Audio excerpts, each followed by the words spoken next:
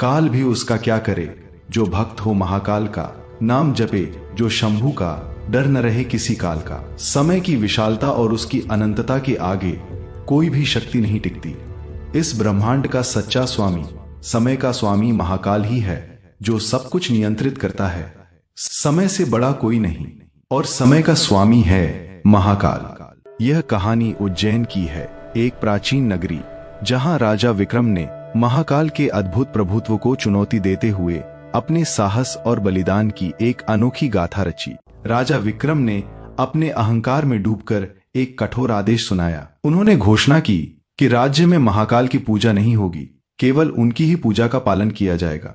उस अहंकारी हुक्म की आवाज, जो मानो ब्रह्मांड को चुनौती दे रही थी, से क्षण भर में आसमान में काले घने बादल छा गए। प्रकृति भी उस उद्दंडता से सहम उठी और जोरों से बहती हुई हवाएं भी अचानक थम सी गईं। एक अजीब सन्नाटा छा गया। गांव वालों की आंखों में एक गहरा खौफ छाया हुआ था, जैसे कोई अनजानी विपत्ति उनके करीब आ रही हो। सबने डर के मारे सिर झुका लिया, जैसे भय ने उन्हें जकड़ लिया हो। परंतु उस भीड़ में एक ऐसा नौजवान भी था जिसकी आंखें गहन ध्यान में पूरी तरह बंद थीं और उसके होंठों पर बस एक ही नाम निरंतर गूंज रहा था, महाकाल।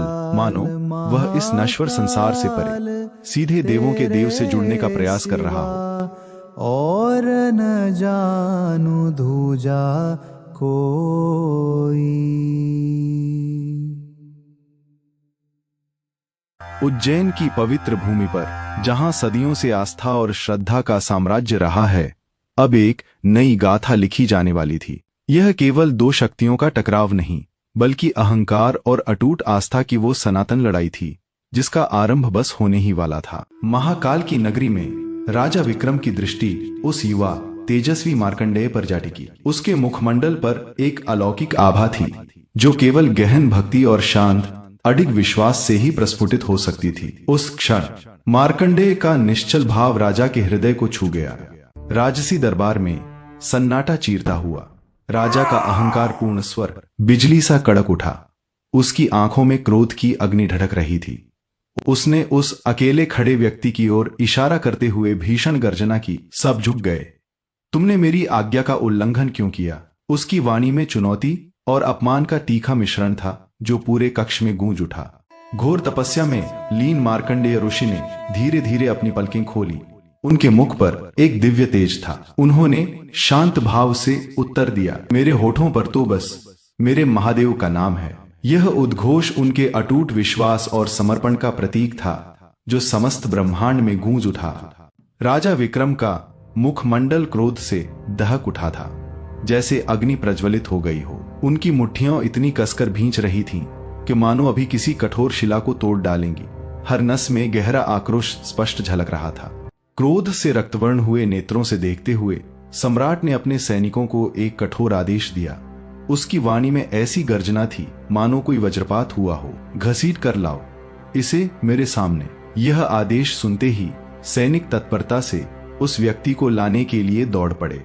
गांव की गलियों में सन्नाटा पसर गया था।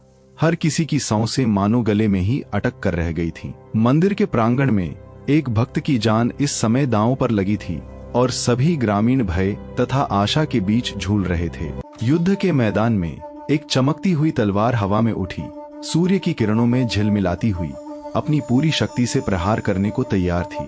परंतु जैसे ही वह नीचे आने लगी, एक अदृश्य और अभेद्य ढाल ने उसे बीच हवा में ही रोक दिया, मानो किसी दैवीय शक्ति ने उसे थाम लिया हो और तलवार का वार निष्फल हो गया। राजा विक्रम, जिसे इतिहास आज भी एक महान सम्राट के रूप में स्मरण करता है, कोई साधारण शासक नहीं था।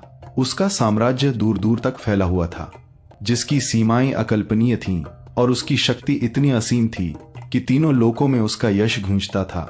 उसका अहंकार इतना विशाल, इतना विकराल हो चुका था कि उसे यह भ्रम होने लगा था, मानो उसकी शक्ति के आगे कालचक्र भी नतमस्तक हो जाएगा।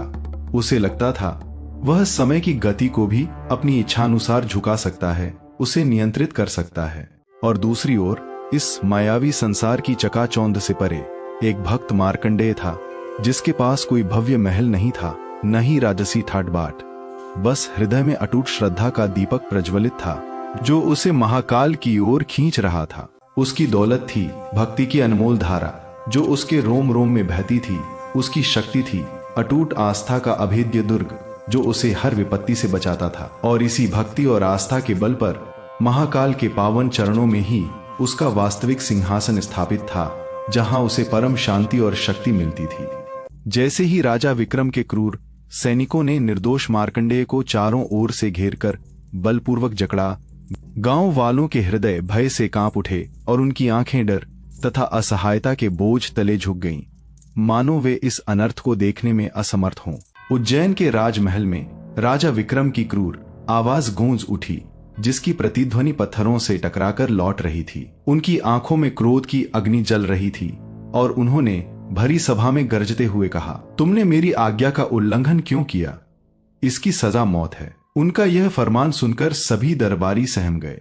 एक भयावह, दिल दहला देने वाला सन्नाटा उस प्राचीन भूमि पर छा गया, जहां हर पत्ता भी अपनी सांस रोके हुए था। ऐसा प्रतीत होता था मानो कालचक्र स्वयं थम गया हो, महाकाल की अगाध शक्ति के सम्मुख, यह देखने के लिए कि अब अहंकार की विजय होगी या अंततः समर्पण ही एकमात्र मार्ग शेष है।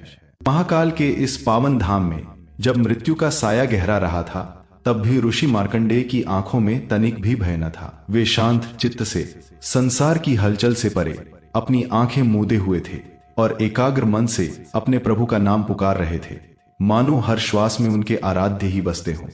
महाकाल मेरी पुकार सुनो, भय से मुझे अब मुक्ति दो। मार्कंडेय को अपने गहन ज्ञान और तपस्या पर पूर्ण विश्वास था कि जब जब अहंकार अपनी सभी सीमाओं को लांघ जाता है, जब जब अधर्म का अंधकार गहराता है, तब तब स्वयं काल के स्वामी महाकाल धर्म की स्थापना हेतु प्रकट होते हैं। मार्कंडेय ऋषि की अलौकिक शांति और अविचल तपस्या को देखकर राजा विक्रम का सुप्त अहंकार एकाएक भड़क उठा, जैसे ढड़कती अग्नि को वायु का स्पर्श मिल गया हो। उनके मन में यह विचार कौंधा कि एक चक्रवर्ती सम्राट के सम्मुख ऐसी निर्भीकता, यह तो साक्षात उनका अपना अपमान था, जिसे वे कदापि सहन नहीं कर सकते थे। क्रोध की अग्नि में जलते हुए उसकी आंखें अंगारों सी लाल हो उठीं। जैसे ही शत्रु निकट आए, वह अपनी राजगद्दी से बिजली की गति से उछला और पलक झपकते ही उसने अपने सेनापति के हाथ से चमकती हुई तलवार छीन ली, युद्ध के लिए पूरी तरह तैयार। जब प्रार्थना काम ना आए, उसकी आवाज क्रोध से गूंज उठी, तो तलवार ही जवाब देती है, मैं खुद इसका सिर कलम करूंगा। उसने अपनी तलवार म्यान से खींचते हुए कहा। उसकी आंखों में प्रतिशोध की अग्नि जल रही थी। जैसे जैसे शत्रु दल और करीब आता जा रहा था, गांव वाले इस अनहोनी को देख भय से थर थर कांप उठे। उनकी सांसें मानो गले में ही अटक गई थीं। ऐसे विकट समय में राजा विक्रम ने अपनी पूरी शक्ति बटोरकर अपनी तेजस्वी तलवार को ऊपर उठाया। मृत्यु अब ऋषि मार्कंडेय की गर्दन से बस कुछ ही इंचों की दूरी पर खड़ी थी। एक भयावह क्षण जो इतिहास में दर्ज होने वाला था। उस क्षण कालचक्र मानो थम सा गया था, ब्रह्मांड की गति भी ठहर गई थी। मार्कंडेय ऋषि की आंखें अब भी श्रद्धा से बंद थीं और उनके होठों पर निरंतर वही पवित्र नाम गूंज रहा था, एक मार्मिक पुकार बनकर, महाकाल कृपा करें, महाकाल महाकाल।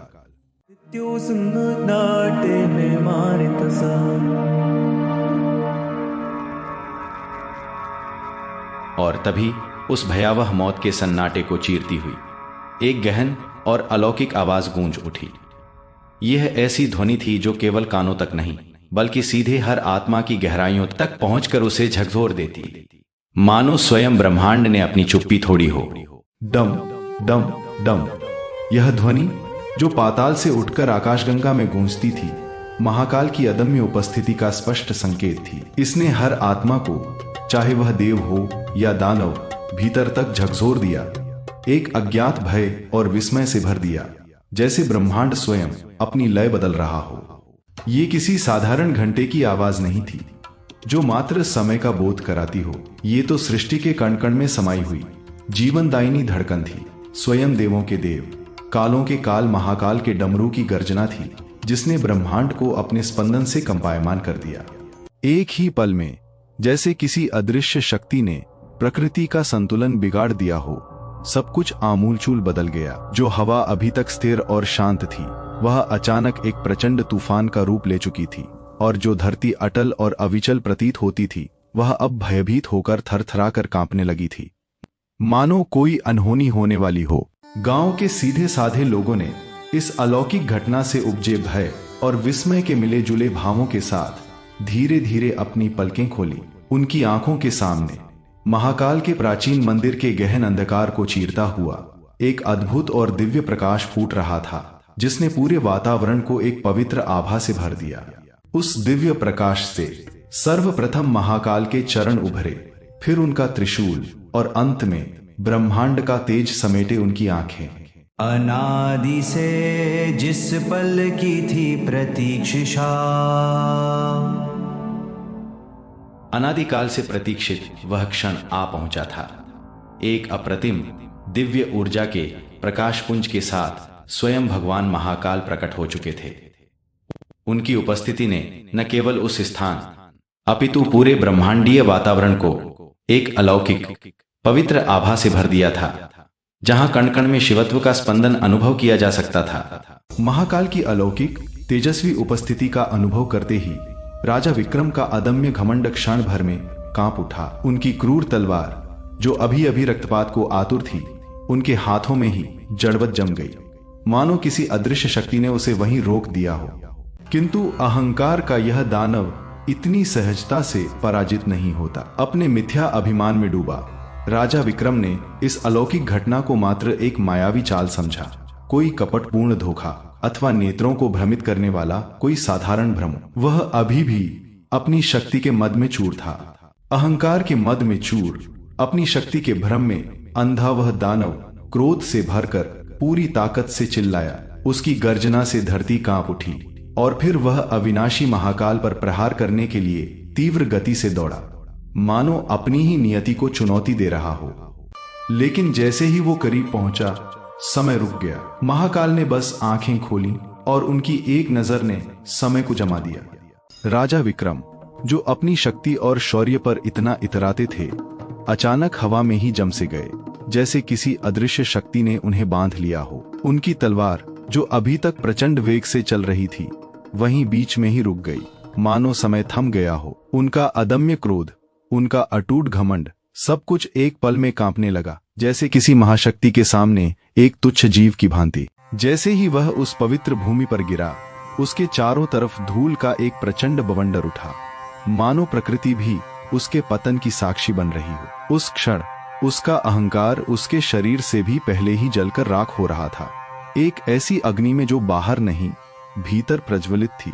अंधेरी रात में जब भस्म की अंतिम राख हवा में घुली, तभी क्रूरता से आहत राजा विक्रम का तेजस्वी शरीर धरती पर निर्जीव सा गिरा। उनके हाथ से छूटकर उनकी प्रिय तलवार भी कुछ दूर जा गिरी, मानो स्वयं भी इस पराजय के दुख में डूबी हो। वहां उपस्थित प्रत्येक भक्त, प्रत्येक प्राणी को ऐसा प्रतीत हुआ कि अब सब कुछ समाप्त हो गया है, मानो यह कथा अपने अंतिम अध्याय पर पहुंच गई हो और अहंकार का यह भीषण खेल अब सदा के लिए शांत हो गया हो। एक गहरी निराशा ने सबको घेर लिया था। लेकिन दोस्तों, कहानी का सबसे बड़ा मोड़ अभी सामने आना बाकी था। उज्जैन के राजा विक्रम का जीवन अभी समाप्त नहीं हुआ था। मृत्यु के मुख से लौटे उनके शरीर में प्राणों का स्पंदन अब भी शेष था, किंतु यह वो पूर्व का अहंकारी मदमस्त राजा नहीं था। काल के इस गहन अनुभव ने उसे भीतर तक बदल दिया था। जब उसने आंखें खोलीं, वो अब एक घमंडी राजा की आंखें नहीं थीं, उनमें सिर्फ पश्चाताप के आंसू थे। उसने अपने कांपते, अश्रुपूरित हाथों से उस ठंडी राख को छुआ, जो उसके अदम्य अहंकार का अंतिम और क्षीण अवशेष मात्र थी। उस एक भयावह पल में उसके हृदय में सत्य का प्रकाश फैल गया और वो जीवन के गूढ़ रहस्य को पूरी तरह से समझ गया। उसने समझा कि महाकाल ने उसे दंड नहीं, कृपा दी थी। उन्होंने उसके भीतर बैठे अहंकार के राक्षस को मारा था, और यही महाकाल की महिमा का रहस्य है। उनका क्रोध भी करुणा है, जो पापी को नहीं बल्कि पाप को मिटाता है। यह भीषण युद्ध केवल रणभूमि पर शस्त्रों से नहीं लड़ा जा रहा था, अपितु यह मनुष्य के अंतर्मन में चल रहे अहंकार और उसकी विशुद्ध आत्मा के शाश्वत संघर्ष का प्रतीक था। एक ओर राजा का मदमस्त अहंकार अपनी चरम सीमा पर था, तो दूसरी ओर एक सच्चे भक्त का अटूट समर्पण और उसकी पवित्र आस्था थी। महाकाल ने कभी किसी शत्रु को पराजित नहीं किया था, न ही उनका उद्देश्य किसी का संहार करना था। उन्होंने तो बस उस पवित्र संतुलन को पुनः स्थापित किया जो कालचक्र और जीव की आत्मा के मध्य कहीं विचलित हो गया था। यह उनकी लीला थी, एक दिव्य व्यवस्था का पुनः प्रवर्तन। मार्कंडेय ये सब देख रहा था। उसकी आंखों में कृतज्ञता के आंसू थे। उसने प्रभु का अनंत प्रेम अनुभव किया था। गांव वाले हैरान थे। उन्होंने एक राजा के अहंकार को राख में बदलते और एक आत्मा को पुनर्जन्म लेते देखा था। घना अंधकार अब छोट चुका था और भोर की पहली किरणें उज्जैन के क्षितिज पर फूट रही थीं। राजा विक्रम के हृदय में जो अहंकार के गरजते बादल उमड़ रहे थे, वे अब महाकाल की असीम करुणा और दिव्य शक्ति के स्पर्श से पूर्णतः शांत हो चुके थे। मानो प्रकृति ने भी अपनी सांस थाम ली हो। वह भयानक सन्नाटा जो युगों से छाया था अब टूट चुका था। एक अलौकिक दिव्य शांति हवा में घुल गई थी, रोम रोम को पावन करती हुई। दूर क्षितिज से डम डम डम की धीमी किंतु शक्तिशाली लय गूंज रही थी, जैसे स्वयं महाकाल का हृदय स्पंदित हो रहा हो, एक नए युग के आगमन की घोषणा करता हुआ। राजा विक्रम, जो कभी अपने प्रताप और शौर्य के लिए विख्यात थे, आज जमीन पर नतमस्तक पड़े थे। उनके हाथ श्रद्धा और विनय से जुड़े थे, मानो किसी अदृश्य शक्ति के समक्ष समर्पण कर रहे हों। उनकी आंखें, जो कल तक प्रतिशोध की अग्नि से लाल थीं और क्रोध से दहक रही थीं, आज पश्चाताप के शीतल आंसुओं से भीगी थीं, हृदय के गहन दुख और प्रायश्चित को दर्शाती हुई। गांव वाले, जो डर से पत्थर बन गए थे, धीरे धीरे खड़े हो रहे थे। उनके चेहरों से खौफ हट चुका था, अब वहां श्रद्धा थी। मार्कंडेय ने अपने आराध्य, अपने प्रभु को उस क्षण देखा जब संसार की हर ध्वनि शांत हो गई थी। उनके हृदय में गहरी आस्था का सागर उमड़ पड़ा और उस असीम श्रद्धा के वशीभूत होकर उनके हाथ अनायास ही नमस्कार की मुद्रा में जुड़ गए, जैसे कोई भक्त अपने ईश्वर के समक्ष नतमस्तक हो। तो असली शक्ति क्या है दोस्तों? हुक्म चलाने की ताकत या सब कुछ समर्पित कर देने का साहस? राजा विक्रम ने अपना सब कुछ खोकर वो पाया जो उसके पास कभी था ही नहीं, शांति। उसने अपना सिंहासन खोया, लेकिन अपनी आत्मा को बचा लिया। ये हार नहीं थी, ये तो अहंकार की सबसे बड़ी हार और भक्ति की सबसे बड़ी जीत थी। महाकाल की लीला ही ऐसी है, वो तोड़ते भी हैं तो सिर्फ जोड़ने के लिए। उनका क्रोध भी कल्याण का ही एक रूप है। तो दोस्तों, एक सवाल उठता है, अगर आप उस भीड़ में खड़े होते तो क्या करते? क्या राजा विक्रम के डर से सिर झुका लेते या मार्कंडेय की तरह अपनी आस्था पर टिके रहते, भले ही सामने मौत क्यों न खड़ी हो? जरा सोचिए, असली ताकत किसमें है? उस तलवार में जो एक झटके में सिर कलम कर सकती है, या उस विश्वास में जो काल को भी अपने सामने प्रकट होने पर मजबूर कर दे? राजा विक्रम को लगता था कि शक्ति दूसरों को झुकाने में है, दुनिया को जीतने में है। लेकिन अंत में उसे समझ आया कि सबसे बड़ी जीत तो खुद के अहंकार को जीतने में है। क्या ईश्वर का क्रोध सच में सिर्फ क्रोध होता है, या वो एक पिता की डांट जैसा है जो हमें सही रास्ता दिखाने के लिए होती है? महाकाल का त्रिशूल सिर्फ विनाश नहीं करता दोस्तों, वो सृजन के लिए जगह बनाता है। वो अहंकार के पत्थर को तोड़ता है ताकि अंदर से भक्ति का झरना बह सके। विक्रम ने अपना मुकुट खोया, लेकिन उसे मोक्ष का रास्ता मिल गया। मार्कंडेय के पास कुछ नहीं था, फिर भी उसने सब कुछ पा लिया, क्योंकि उसने खुद को नहीं, अपने ईश्वर को चुना। ये कहानी हमें यही तो सिखाती है। सिंहासन, शक्ति और सत्ता, दोस्तों, ये सब काल के सामने बस मिट्टी के ढेर हैं। असली जीत अहंकार को उठाने में नहीं, बल्कि उसे ईश्वर के सामने पूरी तरह झुका देने में है। महाकाल के उस दिव्य हस्तक्षेप के बाद उज्जैन की धरती पर शांति लौट आई। काले बादल ऐसे छौट गए जैसे कभी थे ही नहीं। आसमान से एक सुनहरी रोशनी उस पवित्र भूमि पर बरसने लगी, जैसे स्वयं सूर्य देव भी उस दिव्य लीला को प्रणाम कर रहे हों। दूर से डमरू की ध्वनि अब तूफानी नहीं, बल्कि एक शांत मधुर संगीत की तरह सुनाई दे रही थी, जो हर दिल में उतर रही थी। राजा विक्रम अब भी जमीन पर थे। उनका राजसी मुकुट एक तरफ धूल में पड़ा था, अपनी सारी चमक खो चुका था। लेकिन पहली बार विक्रम के चेहरे पर एक ऐसी शांति थी जो हजारों मुकुट मिलकर भी नहीं दे सकते। उनकी आंखों से बहते आंसू अब पश्चाताप के नहीं, बल्कि एक नए जन्म के थे। उन्होंने अपनी हथेलियां जोड़ी और उनके होंठों से वही नाम निकला जिसके लिए वो एक भक्त की जान लेने वाले थे, महाकाल। दूसरी ओर मार्कंडेय अपने प्रभु के सामने नतमस्तक थे। उनकी भक्ति की जीत हुई थी, लेकिन उनके चेहरे पर घमंड की एक लकीर तक नहीं थी। सिर्फ कृतज्ञता थी, सिर्फ अथाह समर्पण था। उनके पीछे गांव वाले, जो अब तक डर से पत्थर बने हुए थे, धीरे धीरे अपने घुटनों पर आ रहे थे, पर इस बार डर से नहीं, बल्कि श्रद्धा और प्रेम से। वो सब आज एक गहरा रहस्य समझ चुके थे। महाकाल ने राजा को दंड नहीं, बल्कि सबसे बड़ी